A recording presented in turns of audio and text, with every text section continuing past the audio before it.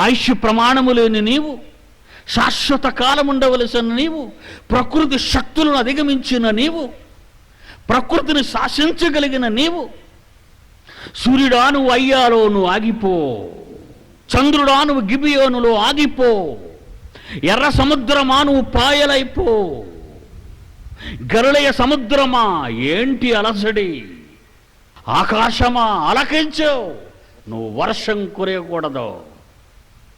ఇలా చెప్పిన వాళ్ళంతా ఎవరు? దేవుని కుమారులు, అంటే మన అన్నలు, మనకు ముందు పుట్టిన వాళ్ళు, ప్రకృతిని శాసించిన వాళ్ళ వంశము నుండి వచ్చిన వాళ్ళం మనమంతా. ఇంత మహాగణుడవు, మహాలోకాల అధినేతకు ప్రియమైన కుమారుడవు, కోటాను కోట్ల సంవత్సరాలకు పూర్వమే నీ కన్న తండ్రి మనసులో చోటు నెంచుకున్నవాడవండి మీరంతా ఎవరు అనుకుంటున్నారు? ప్రపంచంలో ఉన్న 650 కోట్ల మంది మనుష్యులు సాక్షాత్తు సర్వేశ్వరుని పిల్లలు.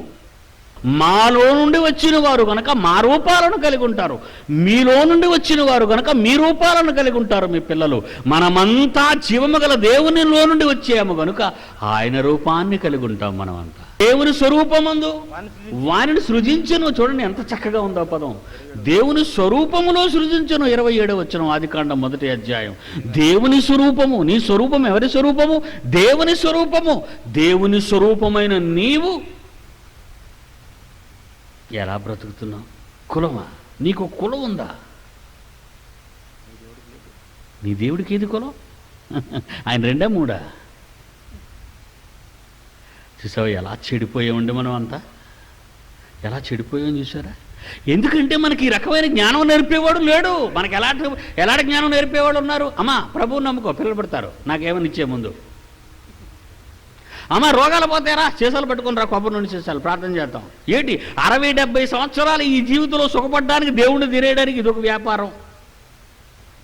అదేనే నేర్పించాలి?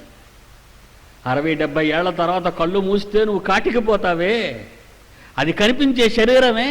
మరి కనిపించిన ఒక రూపం ఉంది, అది మహత్తు గల దేవుని రూపము, దేవుని పోలిక. అది ఎక్కడికి వెళుతుంది? కన్నవారే ఉన్నను, కట్టుకున్నవారున్నను, ఎవ్వరికి కనిపించకని ఆత్మ వెళ్ళిపోవును.